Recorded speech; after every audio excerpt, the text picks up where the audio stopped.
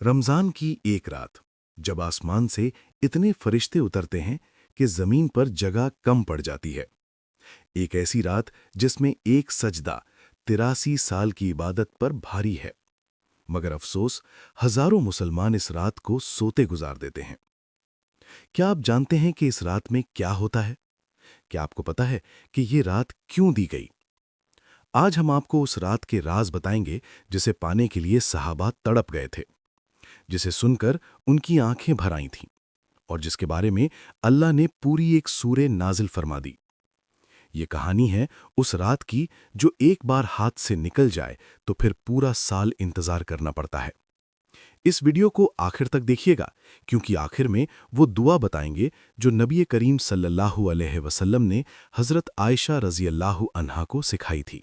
شب قدر، لیلۃ القدر، قدر کی رات۔ اس رات کا نام سنتے ہی دل میں ایک عجیب سی کیفیت پیدا ہوتی ہے۔ یہ وہ رات ہے جس میں قرآن مجید نازل ہوا۔ یہ وہ رات ہے جس کی عبادت 1000 مہینوں سے افضل ہے۔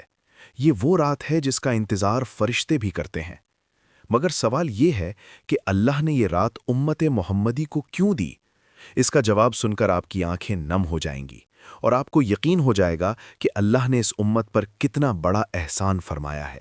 آج کی اس ویڈیو میں ہم صحیح بخاری، صحیح مسلم، سنن ترمذی اور تفسیر ابن کثیر کی روشنی میں اس رات کا پورا سفر طے کریں گے۔ ہم دیکھیں گے کہ یہ سورہ کیسے نازل ہوئی، صحابہ کی کیا کیفیت تھی، اور اللہ نے انہیں کیا تحفہ عطا فرمایا۔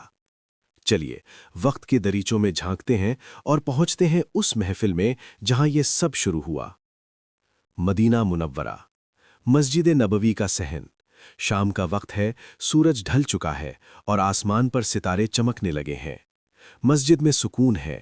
نبی کریم صلی اللہ علیہ وسلم اپنے صحابہ کرام کے درمیان تشریف فرما ہیں۔ صحابہ اپنے محبوب حضرت محمد صلی اللہ علیہ وسلم کے قدموں میں بیٹھے ہیں۔ ان کی نظریں آپ صلی اللہ علیہ وسلم کے چہرے پر جمی ہیں۔ فضا میں ایک عجیب سی مانوس سی خاموشی ہے۔ آپ صلی اللہ علیہ وسلم نے گفتگو شروع فرمائی۔ آپ نے پچھلی امتوں کا ذکر فرمایا۔ آپ نے بتایا کہ بنی اسرائیل میں ایسے لوگ تھے جن کی عمریں 100 سال ہوتی تھیں۔ کچھ لوگ 500 سال تک جیتے تھے، کچھ 700 سال، اور کچھ تو 1000 سال تک اس دنیا میں رہے۔ وہ اپنی ان لمبی عمروں میں اللہ کی عبادت کرتے رہے، رات کو قیام کرتے، دن کو روزے رکھتے، اللہ کی راہ میں اپنا مال خرچ کرتے، جہاد کرتے۔ صدیاں گزر جاتیں اور وہ اللہ کی بندگی میں لگے رہتے۔ صحابہ نے یہ سنا تو ان کے چہروں پر پریشانی کی لکیریں ابھر آئیں۔ ان کے دلوں میں ایک ٹیس اٹھی، ایک عجیب سی بے چینی طاری ہو گئی۔ وہ سوچنے لگے کہ ہماری تو عمریں 60-70 سال ہیں، ہم کیسے ان لوگوں کے برابر ثواب کما سکتے ہیں؟ ہماری نیکیاں تو ان کے سامنے کچھ بھی نہیں۔ محفل میں خاموشی چھا گئی۔ صحابہ کرام کے دل غم سے بھر گئے، ان کی آنکھیں جھک گئیں۔ حضرت ابو بکر صدیق رضی اللہ عنہ نے عرض کیا کہ یا رسول اللہ، ہماری عمریں چھوٹی ہیں، ہماری نیکیاں کم ہیں، ہم ان لوگوں کا مقابلہ کیسے کریں جو صدیوں تک عبادت کرتے رہے؟ حضرت عمر رضی اللہ تعالی عنہ کے چہرے پر بھی اداسی تھی۔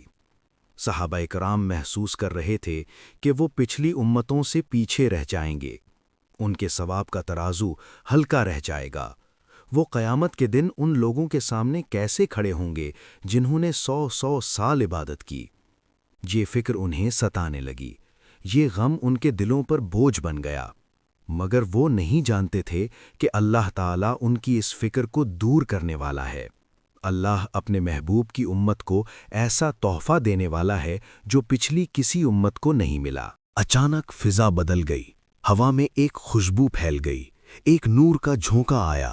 صحابہ نے محسوس کیا کہ کچھ ہونے والا ہے۔ حضرت جبریل علیہ السلام نازل ہوئے، وہ فرشتوں کے سردار، وہ وحی لانے والے، وہ اللہ کے پیغمبر۔ ان کے ہاتھ میں اللہ کا پیغام تھا، وہ پیغام جو امت محمدی کی تقدیر بدلنے والا تھا۔ اللہ نے اپنے محبوب صلی اللہ علیہ وسلم کو خوشخبری دی۔ ایک سورہ نازل ہوئی، سورہ القدر، صرف 5 آیات، چھوٹی سی سورہ، مگر ان 5 آیتوں میں وہ خزانہ تھا جو پچھلی کسی امت کو نہیں ملا تھا۔ ان 5 آیتوں میں وہ راز تھا جو صدیوں کی عبادت سے بڑھ کر تھا۔ اللہ نے فرمایا، اِنَّا أَنزَلْنَاهُ فِي لَيْلَةِ الْقَدْرِ، بے شک ہم نے اس قرآن کو قدر کی رات میں نازل کیا۔ صحابہ نے کان لگائے۔ اللہ آگے فرما رہا تھا، وَمَا أَدْرَاكَ مَا لَيْلَةُ الْقَدْرِ، اور تمہیں کیا معلوم کہ قدر کی رات کیا ہے؟ یہ سوال اللہ نے اس لیے کیا تاکہ اس رات کی عظمت بیان ہو۔ جب اللہ خود سوال کرے تو سمجھ لینا چاہیے کہ یہ چیز کتنی عظیم ہے، اور پھر اللہ نے خود جواب دیا، لَيْلَةُ الْقَدْرِ خَيْرٌ مِّنْ أَلْفِ شَهْرٍ۔ قدر کی رات 1000 مہینوں سے بہتر ہے۔ یہ سنتے ہی محفل میں ایک لہر دوڑی۔ صحابہ کی آنکھوں سے آنسو نکلے، مگر یہ غم کے نہیں تھے، یہ خوشی کے آنسو تھے، یہ شکر کے آنسو تھے۔ اللہ نے انہیں وہ دے دیا جو وہ مانگ بھی نہیں سکتے تھے۔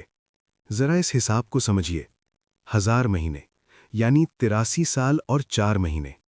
اگر کوئی شخص ہر روز نماز پڑھے، ہر روز روزے رکھے، ہر روز صدقے دے، ہر روز قرآن پڑھے، 83 سال تک بنا رکے بنا تھکے، تو اس کا ثواب کتنا ہوگا؟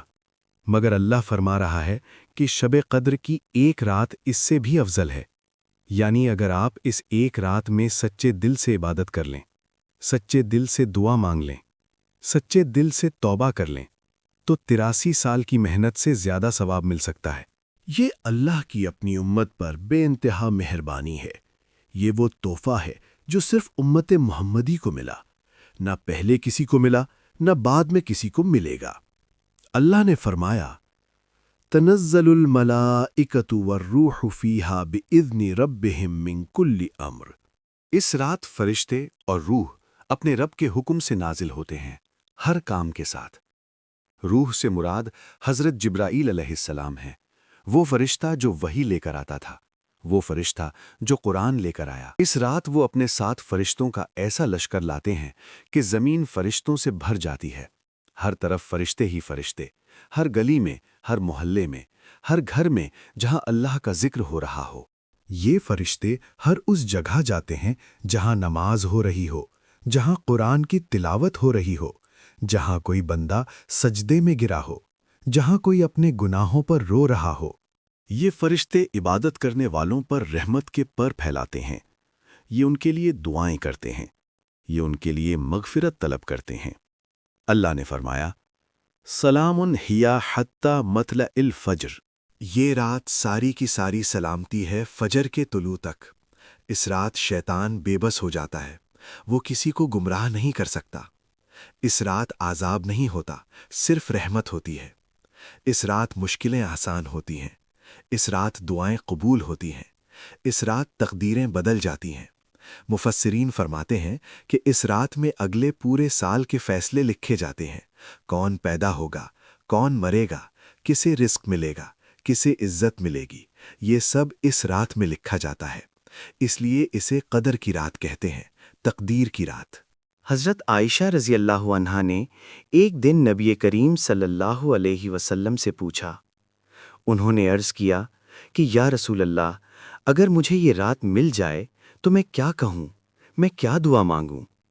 آپ صلی اللہ علیہ وسلم نے فرمایا کہ یہ دعا پڑھو، اللہم انکا عفو تحب العفو فاعف عنی۔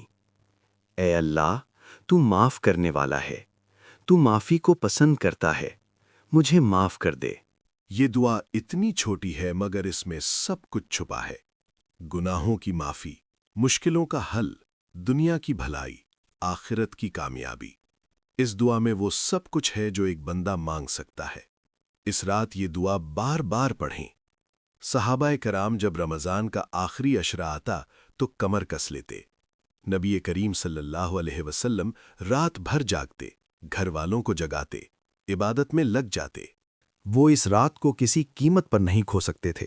حضرت عائشہ رضی اللہ عنہا فرماتی ہیں کہ جب آخری عشرہ آتا تو آپ صلی اللہ علیہ وسلم اپنی کمر کس لیتے، یعنی پوری تیاری کر لیتے، رات بھر جاگتے اور گھر والوں کو بھی جگاتے۔ یہ رات رمضان کے آخری عشرے کی طاق راتوں میں آتی ہے۔ 21ویں رات، 23ویں رات، 25ویں رات، 27ویں رات، 29ویں رات، ان راتوں میں سے کسی میں یہ رات ہوتی ہے، اس لیے پورا عشرہ جاگنا چاہیے۔ دوستو، یہ ویڈیو یہیں ختم ہوتی ہے۔ مگر آپ کا سفر یہیں سے شروع ہوتا ہے۔ آج رات جب دنیا سوئے آپ جاگے، جب دنیا خاموش ہو آپ اپنے رب سے باتیں کریں، جب آسمان سے فرشتے اتریں آپ سجدے میں ہوں، کیونکہ یہ ایک رات آپ کی زندگی بدل سکتی ہے، آپ کی آخرت سنوار سکتی ہے، آپ کو جنت کا وارث بنا سکتی ہے۔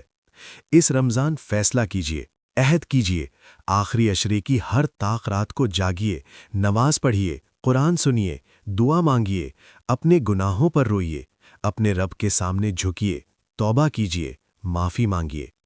اگر یہ ویڈیو آپ کے دل کو چھو گئی تو اسے اپنے گھر والوں کے ساتھ شیئر کریں، اپنے دوستوں کو بھیجیں تاکہ وہ بھی اس رات کی عظمت جانیں۔ یہ آپ کا صدقہ جاریہ ہوگا، یہ آپ کی خاموش نیکی ہوگی۔